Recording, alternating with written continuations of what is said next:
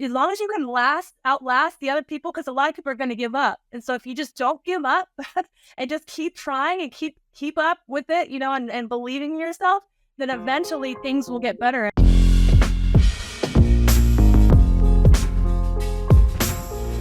Hey, Evelyn here. I just quickly wanted to hop on to encourage you to sign up to my newsletter.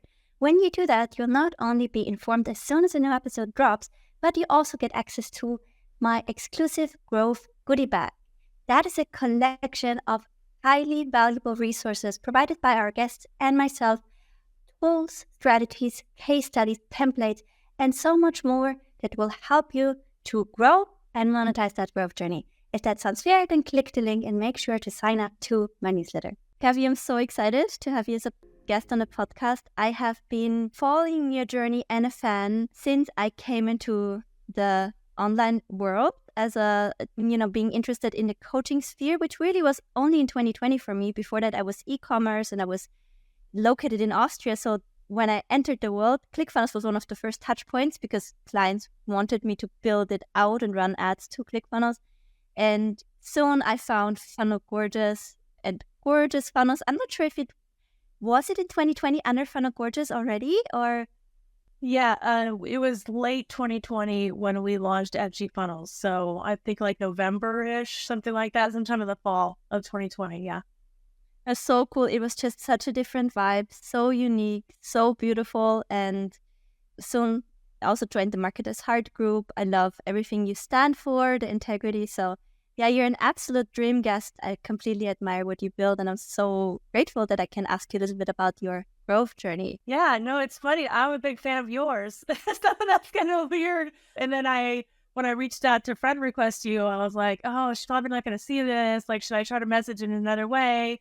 And then you did see it and you reached out to me and I was like, oh, she knows who I am. So it was a very a funny thing that I don't really see myself that way, but and I was actually nervous to get on this podcast. So I'm looking forward to getting to know you better though. Thank you so much. For me, it's honestly a big honor. And I think, I have people that I really admire for their work, and you and Julie definitely are those people. And I think your designs are gorgeous, so definitely the right name, and have been so revolutionary.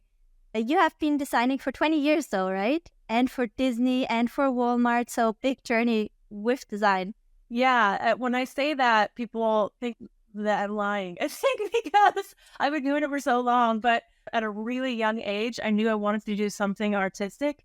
I was always obsessed with stuff. Like I thought I was going to be some kind of painter or illustrator or something. There obviously this didn't exist when I was a kid, so I don't know that I knew what I was going to do. But I had architects in our family. I actually had a graphic designer in our family. My aunt was a graphic designer. She's the one that gave me my first Mac computer. It was like a black and white computer. So I always knew I was going to do something like this or something artistic or creative. So I started learning at a really young age, and I knew I went to school for design. I got a degree in web design. I kind of taught myself because it was sort of just emerging. It wasn't even really that big of a deal when I went to school. So I think I have a combination of always wanting to learn, which really has served me really well, but also really listening to what people are looking for. So I'm able to pivot. So I've been through a lot of iterations of being an artist, but I've always looked to help people and make money doing it. So I've always kind of had that marketing side to me, even though I never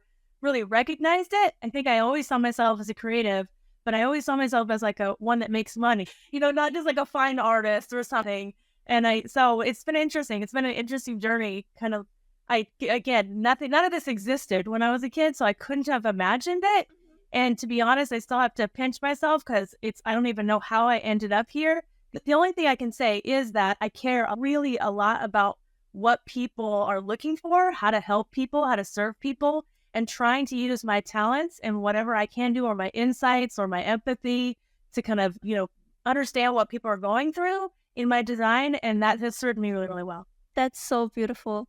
Do you remember the first dollar you got ever for design and what design it was? Well, yeah, I guess it didn't. Do you mean like dollar that I got as an entrepreneur on my own, or dollar that I got because I used to work for a design studio? So when I was going to the university, I worked at the university doing design. So I've kind of always, yeah, like, so I don't, if you read entrepreneurial dollar or like any dollar, I guess that, yeah, well, which one would you like to know about? I would actually love to ask something else. How is the entrepreneurial dollar different from because both were earned with design, right? Both were earned with your skills. How did they still have such a different meaning? So I guess I would like to know about the first entrepreneurial dollar. Yeah. Okay. So yeah, it's a big deal because when you go to school for design, you're basically taught kind of to stay in your lane and to stay in your silo and only do your thing, and you don't look outside. You get handed all the information and then you take it and you run with it. But so you're almost taught to not be self-sufficient, if that makes sense. Mm-hmm. So you're kind of in school that you're very much like, and I see this, I'm in like a woman in marketing group now on Facebook, and I see this a lot with people who are trying to go out on their own and they don't believe in themselves because they weren't taught to believe in themselves as an entrepreneur. They were taught, here's your skill set. We hand this to you. We give you the creative brief. We tell you everything. And then you do your part and then you hand it off and then you never see it again. And it's such a weird way to serve people because you don't have all the information. And, so I think for me, I think that was the big deal of it, was that I made it all on my own and I did everything myself. And so for a very long time. So I think, yeah, I was very early on, I was actually selling logos and websites on eBay before Etsy existed. That was my first entrepreneurial dollar, I would say, but in design. But I was even back in, I was a photographer before. I thought I would want to be a photographer when I was in like 5th and 6th grade. So I was like 10, 11. And so I was like selling some of that stuff back then. So if you say like entrepreneurial dollar, yeah, so it's hard to say, but I would say my first professional, I like with air quotes because it wasn't very professional, was eBay. And I was charging like nothing, like I think maybe $500 for an entire website that I was coding, and maybe like $50 for a logo or something. So it was nothing. But again, it was made all on my own. I found the clients, I served the clients, I figured out how to communicate, I figured out all my accounting and numbers and everything. So I think that was a big deal to me.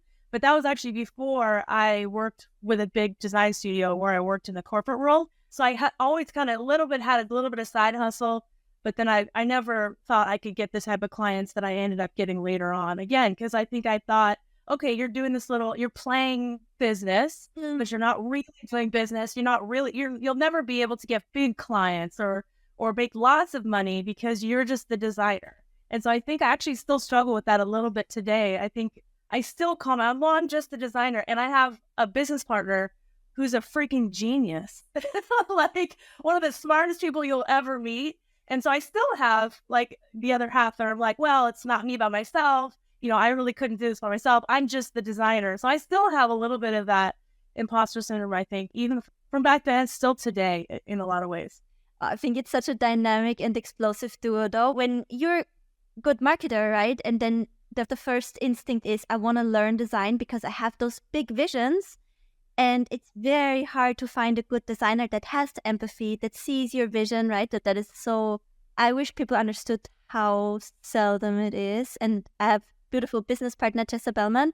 And I think she's, for me, it's like the rarest find on earth, that you have somebody who is able to capture that so well and translate it. And it is such an explosive combination if you have that. But it needs also a different kind of vision. And as a marketer, when you then try to DIY around yourself, you're so much slower. Like, it's so valuable. And I think it's also, that's just from what it really looks from the outside. This is so much more than design, what you do, right? The way you guide the reader through the sales, it is visual storytelling. So I think it's so rich and such a competence in itself. And I also believe it becomes more and more important as knowledge gets a little bit more, with ChatGPT, it is not, how can we add value? And I think the branding is something that makes us stand out so much. When did you kind of start to own the branding side of it and the boldness, right? When I look at your brand, it is, I think the rainbow colors have been with you for a while. Yeah. And we have all the colors. Yeah. We do all the things. Which is, I think, also not following the standard recommendations, I believe. Yeah. When did you really start to embrace it in this way? Yeah, that's a good question. So I think, as far as being a marketer and kind of going in that direction, I think getting the feedback from people or having people who are in your corner and kind of telling you that you're doing a good job and allowing you to challenge yourself and push, and do things a little bit different helps. But I do think you're against yourself in a lot of ways, right? So like, I think you will kind of, especially if you're working with clients, your clients are kind of telling you what to do, right? I had a design studio before I met Julie, before we had Funnel Gorgeous. And so I worked with a lot of clients and they would tell me what to do and they wouldn't push, your clients don't really know how to push you. You're the expert. So they're not going to push you to get to the next level. You have to push yourself. And so I saw a huge shift in myself when I went through kind of a health scare and I had to have a tumor removed from my carotid artery. And after I survived it, I thought, well, what am I even doing? Like, what? Like, I'm just designing these pretty websites that, like, no, they're not really making an impact. And I thought, I want to do something bigger and I want to do something bolder. And so that was kind of, I made the decision that I really wanted to make an impact. So because I wanted to not just help, like, one-off people, I really wanted to help more people. So when I decided that, I had to stand out. I had to put myself at a different standard. And so I had to do things that were unique and different. And so I still have that today where I'm constantly going, yeah, like my only competition is myself. And if I'm not impressed with myself, then it's not ready. And I'll just keep going and keep pushing, keep challenging, trying new things. I'm not afraid to fail anymore at all, like not even a little bit, because that every time I push past where I normally would have, where I would think I would fail, that's when something really great happens. And that's when people start talking, I'll do a design and then people will start talking about it and sharing it. It's because I did something crazy, right? Like, so it's not crazy in a bad way. So there's two sides of it. So one side is, again, challenging yourself. And this is anything you do. It doesn't have to be designed, whether you're a copywriter or you're a strategist or you're a coach, just like pushing your clients, pushing, because no one's going to push like you're going to push yourself, right? And your limits. So you need to push past those. Like, no one else is going to know what your limits are. I mean, I guess there are some people that do that, but like coaches and stuff that will hold you to it. And if you need that, then definitely get the coaches to hold you to it. That's one thing. The other side of it was that the whole female aesthetic or feminine design was really, really underserved. And we found that, and I already knew this from corporate America, because like when I worked for like Disney and Apple and all these guys, like they have the standard, right? Like literal like design standard. Here's a Bible book of like all the things, all the colors you can use, the fonts you can use, spacing, like down to like the little pixels, right? And it was always neutral design was always masculine design. Like that's just like where everything went. And so I had this desire to tap into something deeper, like romance and femininity and colors and flowers, and just like, and all these brands like weren't allowed to have that because they were very corporate. And so I started designing on the side and I started doing more feminine design on my own. And that's actually what made me stand out because nobody, it was so easy to find clients because they were searching for something that was very underserved. And I think that's been really the Funnel Gorgeous, that our community has been what's really grown us. And so we're kind of unapologetic about it because there's plenty of masculine design out there. Cool. Like whatever. That's like, look at any website and you'll find like masculine design. It's easy to find. Feminine design, on the other hand, that's really thoughtful and not just, like make it pink, right? Not the obvious feminine design. But like we're, as women, we have so much more depth than that, I think. And we can even use masculine colors, but it looks feminine, right? Like we're able to use all the colors. I feel like we're able to use all the designs, which I think is really cool. But again, but just serving someone that is underserved, whatever it looks like, so you're kind of going against the grain a little bit, kind of zigging a little bit or zagging, I guess. So those two things, I think pushing myself and also serving someone who were like a subset or a niche or something like that, who has been very underserved, who is waiting for someone to be their champion to help them. Like you cannot go wrong with those two things. I think it's a really powerful combination. So beautiful. There's so many things I would like to go into. I think the first one would be when you said you have to go push yourself. It seems like that is a lot of what has allowed you to really be these trailblazers in the industry, or you. I always say you, but I see both of you independently and then together. We trailblaze differently, but we do it in different ways. Both uniquely and joined kind of in the same direction. So both under your really strong, beautiful personal brand and then under this really strong joint brand. And do you think that this pushing is because you found somebody that's on a wavelength and because you have that admiration for your partner and probably vice versa, it pushes you guys? And how does it translate to your clients? Because you said you also have to push sometimes your clients. How do you help pushing them without, I think where I personally often struggle is how do I push someone without pushing something from me on them? I think as far as just Julie and I and our partnership, she's just an amazing partner. Like, I don't know, again, I don't know how I got this lucky to have her as a business partner and a best friend at this point. We're not really best friends at this point, but I don't know what I did I honestly, but we both say that about each other. So like, I'm like, I can't believe how lucky I am to have her as a business partner. And she will say the same thing. And she can't believe how lucky she is to have me as a business partner. So I think it's hard because a lot of people want business partners, but it's very hard to find. And both of us separately had business partnerships that failed first. So I think that helped in kind of, letting us know what we were looking for and what we weren't looking for. So that was really helpful. So I would say if you are looking for a partnership like that, you just got to go for it and start collaborating with people. And then eventually it just kind of makes some mistakes and kind of fail. And then eventually you'll find your person. But I don't really know of another way to do it than that. But I wouldn't jump into a business partnership right away. We didn't even, we started a course together. Funnel Borders was originally a course and we went very slow. And, she was the VP of marketing at ClickFunnels. So like we were during this time. So she kind of had a very full-time job, right? And so it was very much just like a side hustle for the two of us for a while, for like a really long time. People actually longer probably than people thought. So I say, take your time in doing that. So that side of it. But as far as like pushing, so because she respects what I do, I respect what she does. We come together, but we also will kind of lay it down if the other person's really sure of something. Like we'll even ask each other like, okay, is this the hill that you want to die? Like, is this really the way you want to go? And she'll be like, yep. And I'm like, cool. Like I'll back off because we respect each other in that way, so we still have to push ourselves because she won't push me in design. I mean, she might a little bit if it's just totally not fitting, but for the most part, she kind of lets me do whatever I want. So I have to push myself because she likes everything that I do. She's like the easiest critic ever. So it's kind of funny that way. And she's always learning stuff from me too. When I'm teaching about design, she's learning it. When she's teaching about copy, I'm learning it, right? So like we're really learning from each other as well.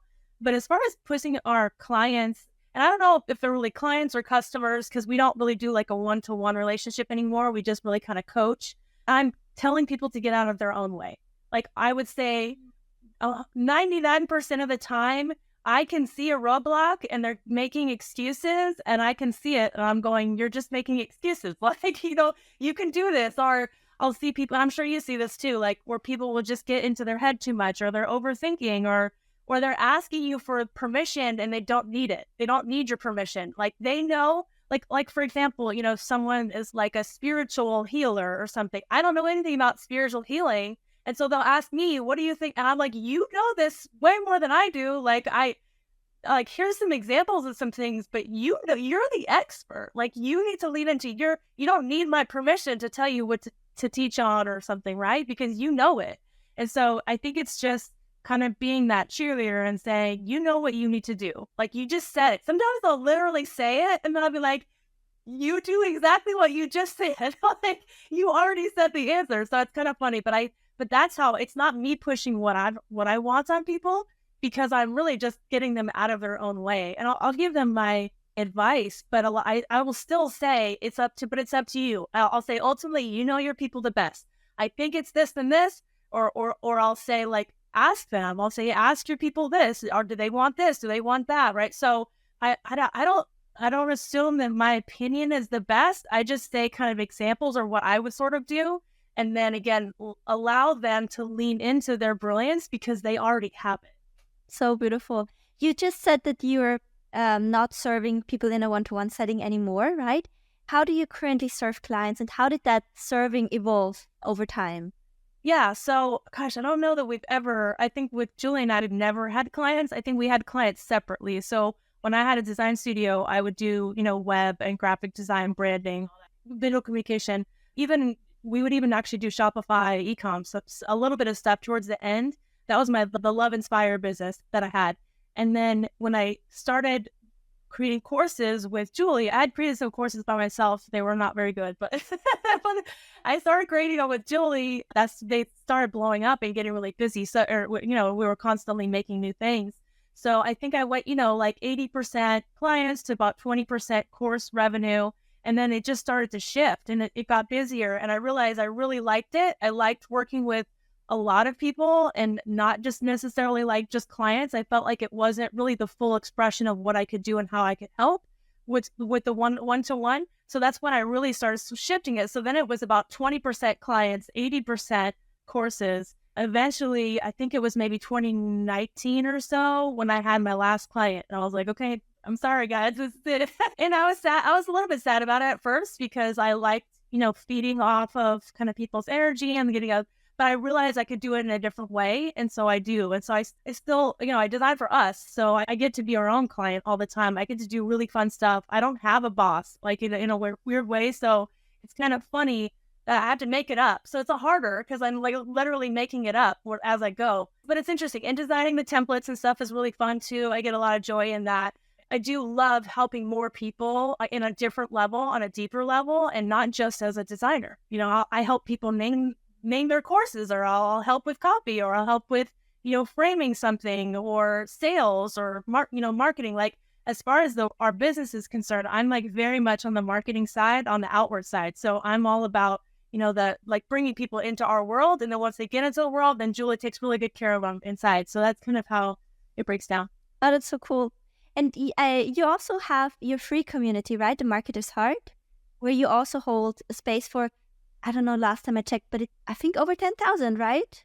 I have no idea. It's pretty big. I want to say maybe 15,000 or something. But huge community. It has such a great culture and vibe about it. So I just wanted to know how you're facilitating that space. And I know you're more than the faces of it, right? Because I see you in there and I see you interacting for industry insight and news. So I like, reading your posts and following in the Marketer's Heart, because a lot of the things you hear it in Marketer's Heart first, like, for example, the Go High Level situation right now with the click funnels, learned about it in the Marketer's Heart group. So I just wanted to know how you approach this and kind of what role does this group play, and the integrity portion as well, that I think you really bring to the market a lot also through the group.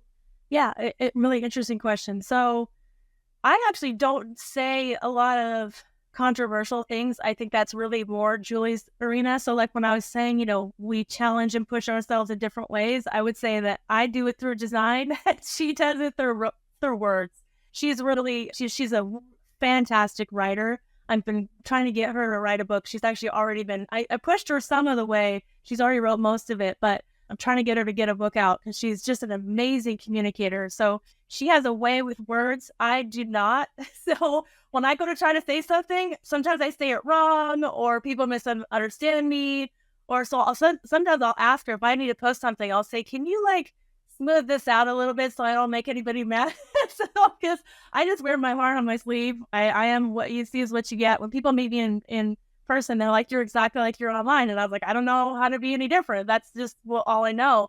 So she's definitely has a way of speaking that, I think connects to a lot of people. And she can also take really complex topics and break them down in such a way that a lot of people will understand them. She's even talked about like war and all this. She's really smart. She's also like really into news and reads all this stuff. So I would say our spokesperson for the most part for those type of things, because she just has a very good take on it.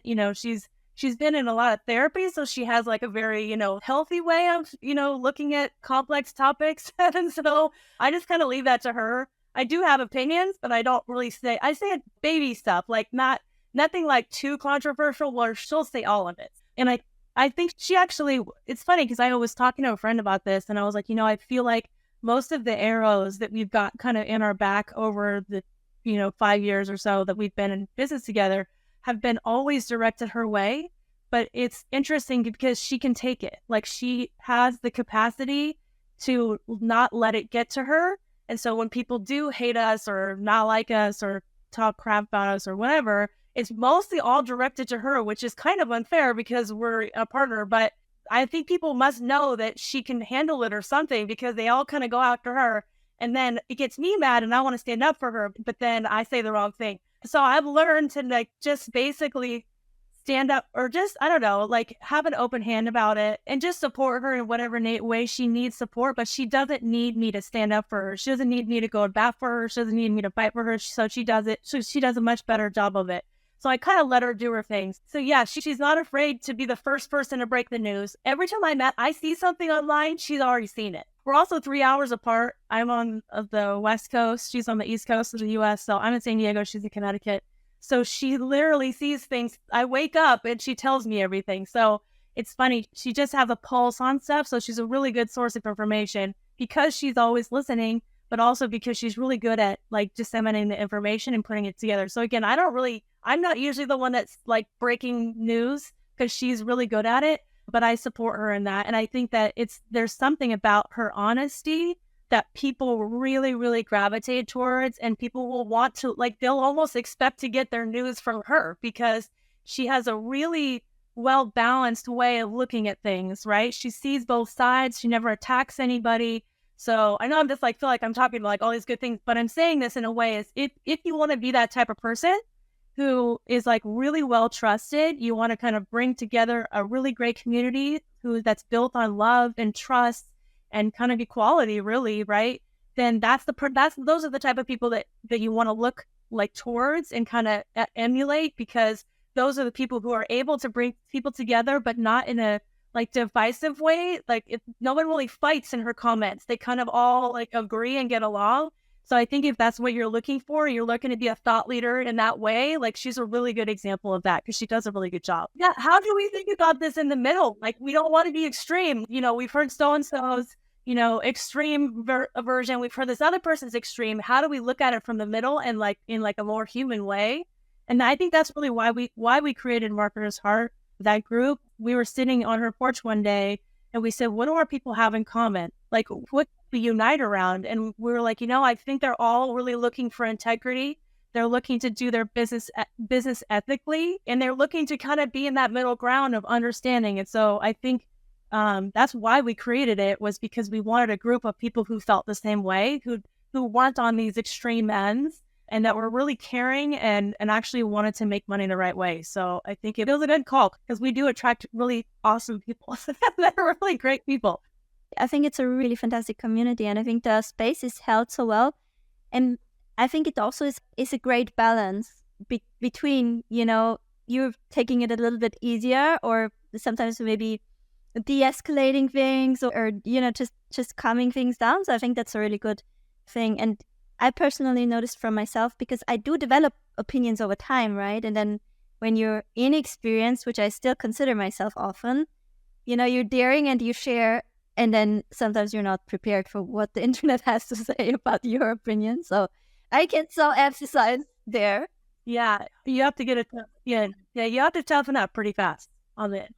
And I'm sure, and I don't know if you've experienced. I mean, I know you're kind of famous now for the school games and stuff like that. So I don't know if you got a lot of, if most of it was love. Like, did you get like good comments, or did you get some weirdness, or? I just feel like you were kind of thrust into the spotlight a little bit. So I'm interested if you felt that kind of pressure.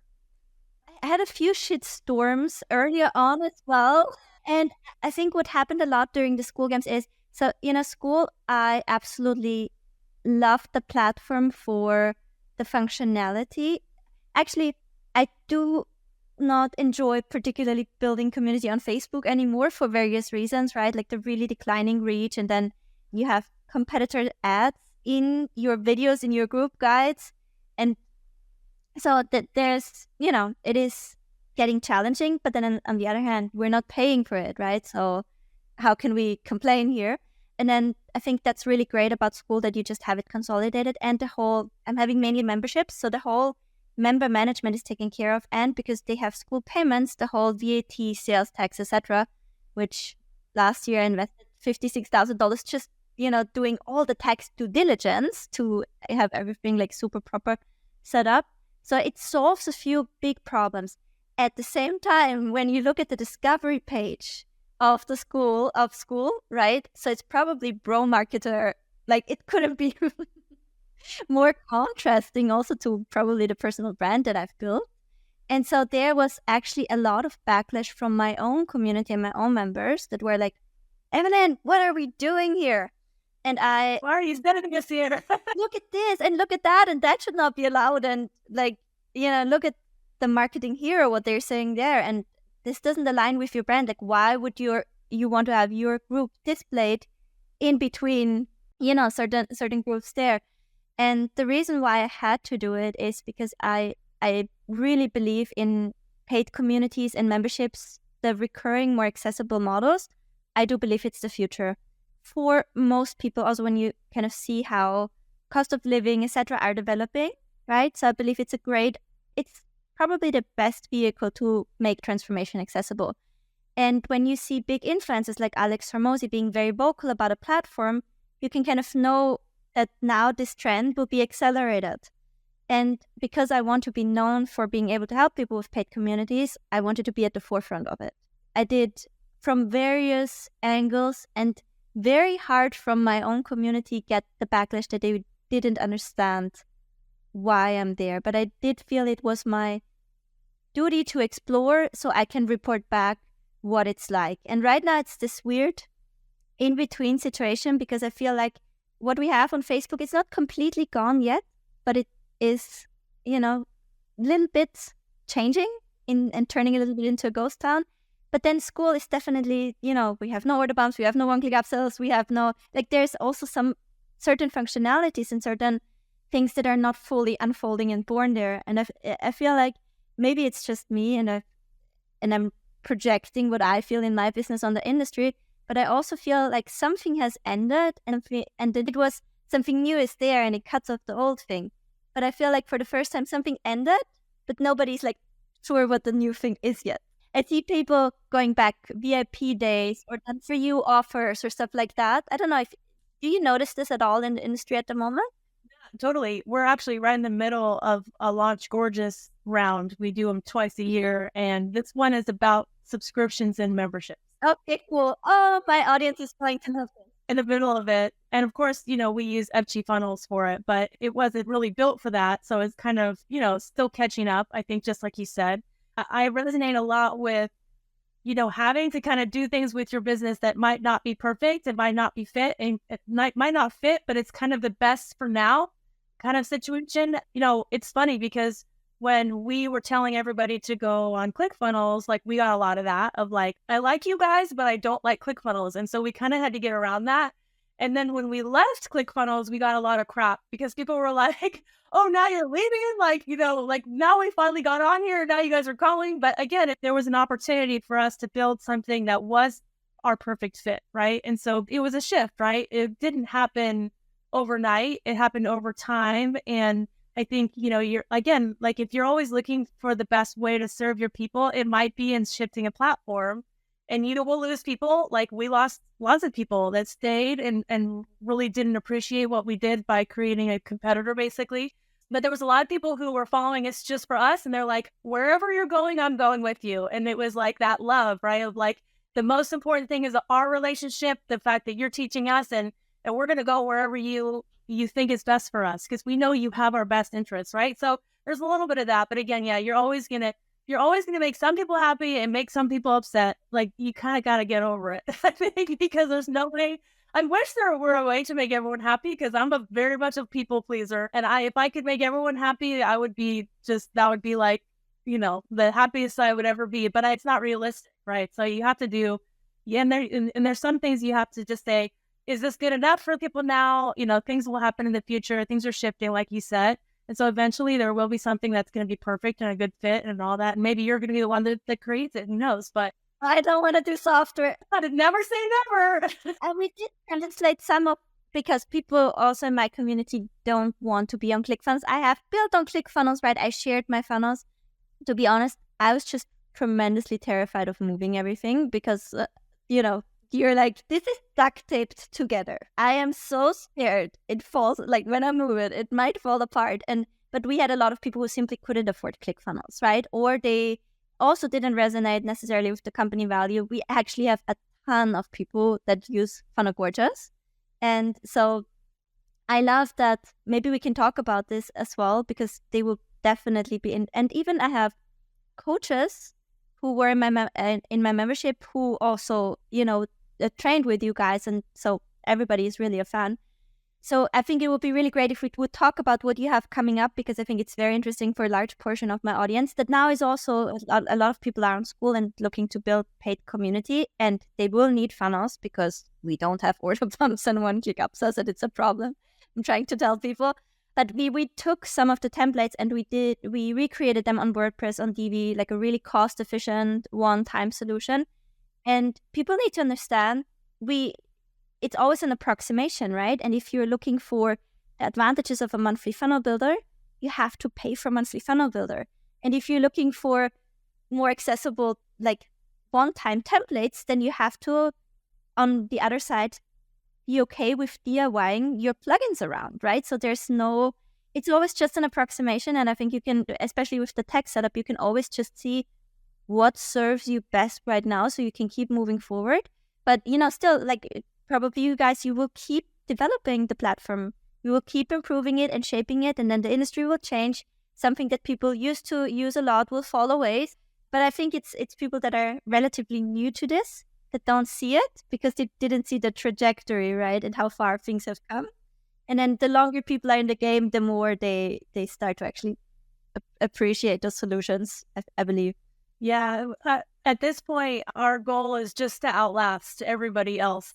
And so we know there's a lot of people that are becoming white labels for high level, but we joined it 4 years ago. So we have very much a leg up on everyone else that's joining now. We're one of the biggest, if not the biggest. We're on enterprise version, so which means we have direct access to the developers. We have the best support you could possibly have. Like, we were so much further along than anyone else can. So at this point, we're just trying to outlast everybody. They'll try it and they'll go, okay, forget it. We're going to FG files, that type of thing. But I think it's interesting when you're talking about when you're first starting out a business, it really is hard because you don't have the money.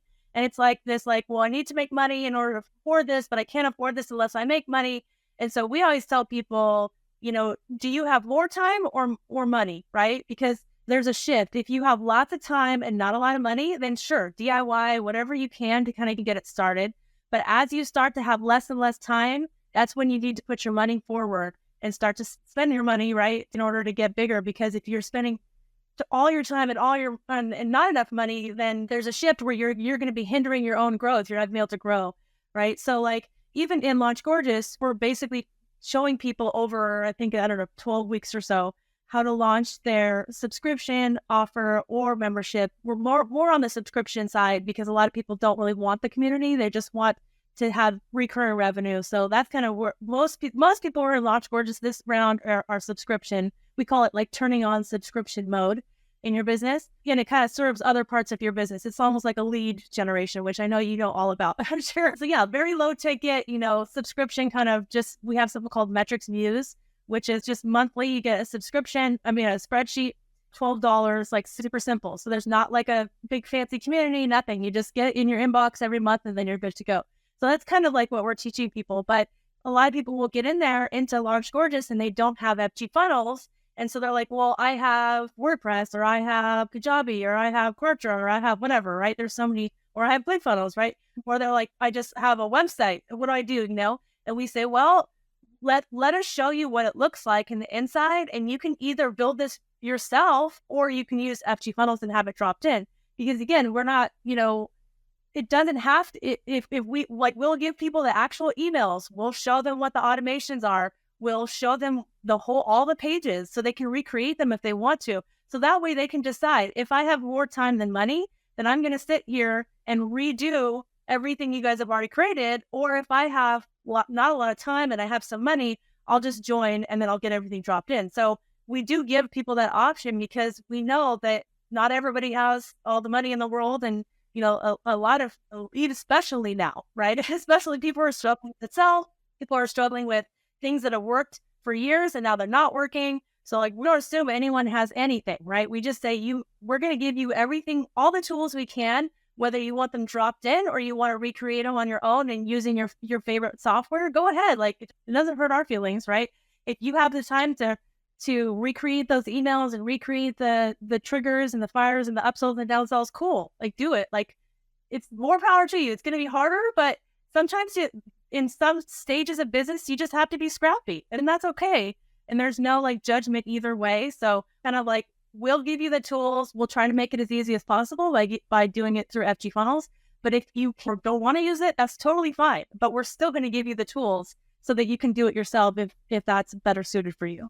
I love that. I have a very similar approach with my members. I mean, you are biased because of FG funnels. My solution was never, a focus point. It was more like trying to help the people that would otherwise cancel because they would be like, yeah, I cannot use any of your ad strategies because I don't have a funnel. And I noticed when we talked about, getting shit from your own community, I'm not making any software recommendation at all anymore. I'm like, this does this does that, this does that. You choose because you cannot. And it's even like the more you try to convince somebody because you genuinely like, hey, that's an amazing solution, I think, for you. I feel like the more they're like, nah, let me still go with something else. At the end of the day, you probably know as well, eventually people come around and are like, okay, got it. I need a solid system. After the first launch where nothing worked and...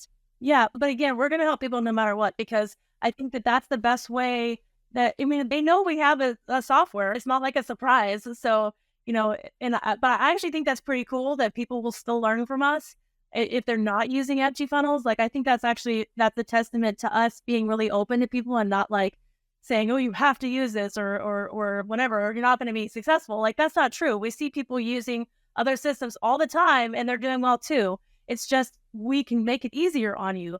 But you don't have to do that. And we try to make it, we'll have discounts for people who, if you join Launchboard, it's cheaper, all that kind of stuff. So we do everything we can do. But again, we just want people to even start a business and, so start wherever you're at. If it's something super simple and you can't give it a lot of time, or maybe you have another job, you have a full-time job or something like that, and you're only going to be working on it, take your time. You don't have to launch the same time everybody else launches. Like, we just know what it's been. We know what it's like to be broke. We know what it's like to have a lot of money. We know what it's like to have a lot of time. We know what it's like to not have a lot of time. Julie and I both had, I specifically had businesses when I was pregnant, had toddlers, babies, all the things. So I understand there's so many different versions of what business can look like. And there's certain times when you have time, there's certain times when you don't. And we just do what we can do. And a lot of times, like we were talking about earlier, about talking people through their stuff, is to give them permission to not be perfect. I think a lot of times they're like, I'm struggling with a health crisis, or, something's happened in my family. And I'm like, that's okay. Like, do whatever you can do, your version of it. It doesn't have to look like, even if you make a few $100 on your launch or a few $1,000s on your launch, it doesn't have to be this $100,000 launch or this $1 million launch. Like, that's so unrealistic for most people. So we're just like, we just want you to do better than you did last time. We want to support you to do the better version of, or whatever version you can pull out at this moment, because life is lifing. So you do what you can do, and we'll support you in whatever you can do, even if it's not perfect. Just putting it out there and getting started, just doing, if you can't pay for ads, do organic. That's totally fine. Take a little longer if you don't have money for ads. So we'll show you both ways, because we know it's just to be flexible that way for different people's lives and what they're going through. That's so cool. Would you also say for the current situation on the market, you probably see a lot of people starting out in kind of this climate, and you see people probably who have done well who currently might be struggling. At least, like, this is what I'm seeing right now. A lot of still getting new people definitely in, but a lot less. So I feel like the bull run kind of is a little bit over. But I do see a lot of people kind of pivoting to subscription, to different models and approaches. In this current state, where would you feel is the growth opportunity for both of those? Like, for the beginners, what would you recommend they focus on right now? And then for the people that might need a pivot, where do you feel, or what would you look at? Yeah, it's hard because it totally depends on, what they offer in their industry, right?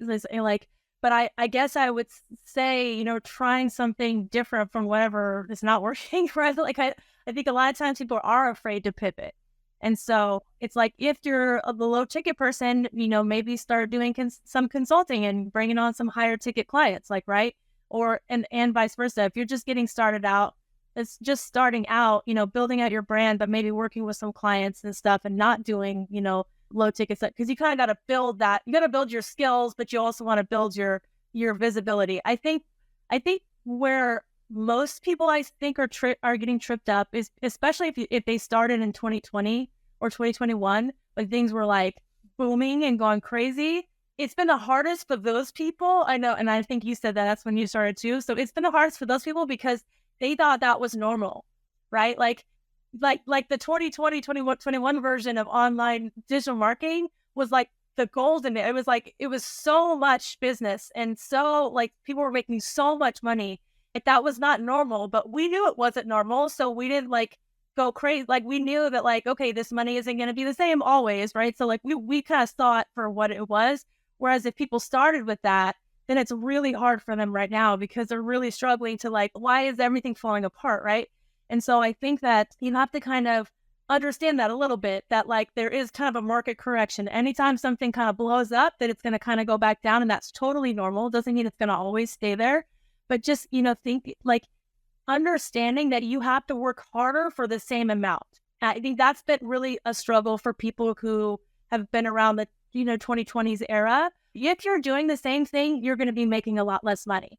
So you actually have to do more to just stabilize. So that's something even we learned in the last 4 years. Basically, our goal has just been to stabilize and not necessarily make a bunch more, but just not to make less. And in order to not make less, we have to do more. So we're making the same amount of money as we made in 2020, which was a huge shift. From 2019 to 2020, we doubled our business.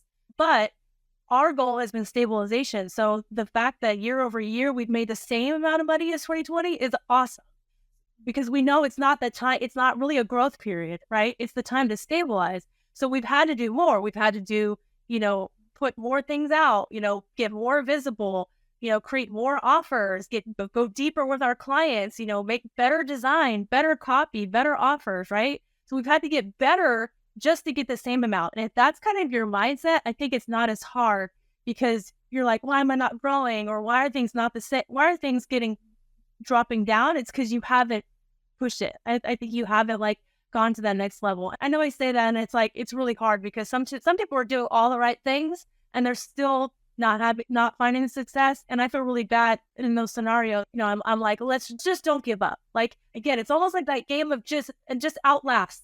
Because if you can last through this lull of this period of weirdness where people are not sure about, they want to spend their money and they're not really sure what they're doing, and they're kind of question, as long as you can outlast the other people, because a lot of people are going to give up. And so if you just don't give up and just keep trying and keep up with it, and believing in yourself, then eventually things will get better, and it will go better. So again, because I do see some people, if you think that you can do what you did then and make the same amount of money, you're wrong.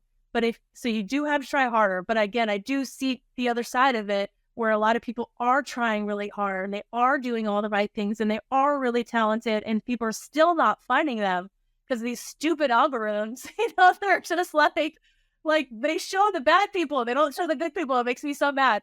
So there's a little bit of that. But I think if you just keep doing what you're doing, you keep putting yourself out there, you keep helping people, eventually it's going to turn around. It's not going to be so hard.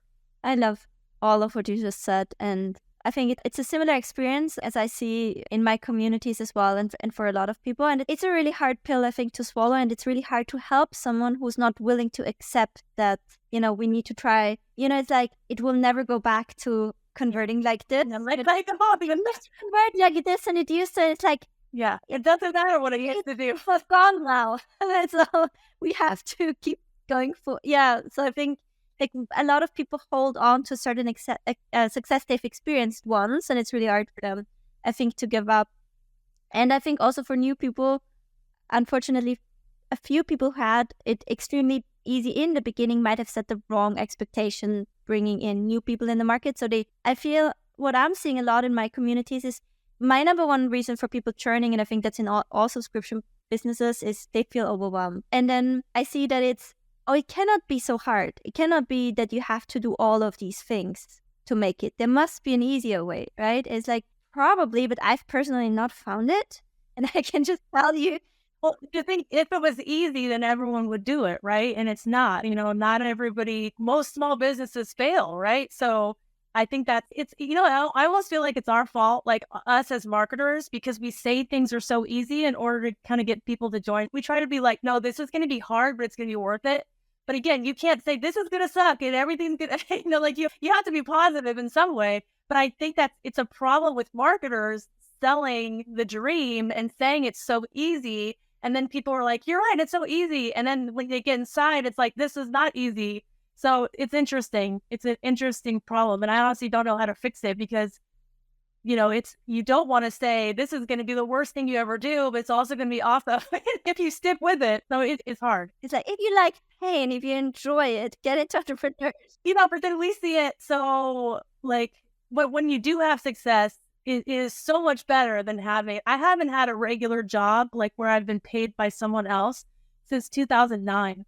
So like, I've been doing this for so long by myself, I guess, not by myself. I've been making my own money for so long that I don't even know how I would ever go back to it, at this point. I think there's no time when I wouldn't figure it out. Whatever it looks like, I would just figure it out. And so I think you almost have to have that mindset of like, it's not always going to look the same. It's not always going to be easy, but know that you can figure this out. Like if you just put your mind to it, if you're okay with imperfection, putting things out that aren't perfect, if you're okay with being vulnerable and open, and pivoting and doing the hard work, even though like, Julia and I as CEOs, we do stuff that people probably don't think that people would think maybe is beneath us all the time. And we don't care.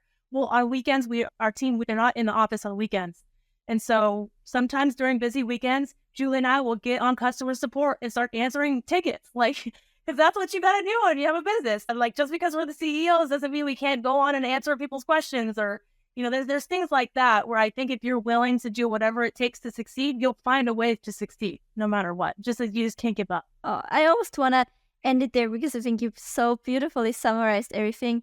But I do want to kind of ask you maybe a few quick or let's hope we reach a lot of people who have not been in touch deeply with Funnel Gorgeous before.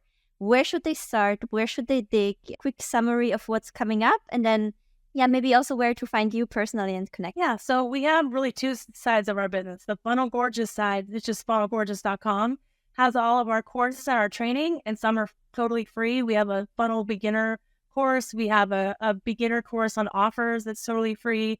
We have a design course like this. We have a lot of things that are just starting out. If you don't have any budget, if you do have a little bit of a budget, I would say the place to start is offercure.com. $37. It's the best $37 you'll ever spend about building irresistible offers. It's an incredible course.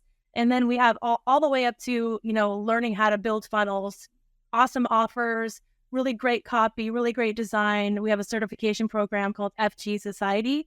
That's more on the high ticket side, but that's if you're really serious about this and you really want to stand out and make amazing funnels that make a lot of money, and do all the things. Whether you are a service provider, you actually want to build funnels for other people, or if you're a business and you want to build your own funnel. So either one, that would be FG Society.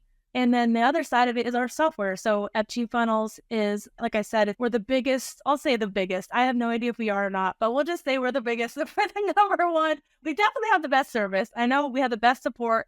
We have the best resources. High level can be a really complicated, we call it a system. We call it like getting the keys to a spaceship. We try to teach people how to fly the spaceship as best we can and be there for you if you get lost. And so that's on the FG funnel side if you want, the software to be able to run these businesses. But either way, and then on social, we're everywhere at Funnel Gorgeous. My personal account on Instagram is Love Inspired. I answer all my DMs, and I'm total open book. I'm not hard to reach at all. if like literally anybody can ask me any question at this point. I'm not famous enough to need, security or anything or anyone reading my messages. So if you guys have any questions whatsoever about anything we talked about or want to learn more about design or offers, I'm an open book. So just message me. Thank you so much. I'll make sure to link all the links below. Thank you so much for your time. It was absolutely beautiful. Thank you. Loved our time together.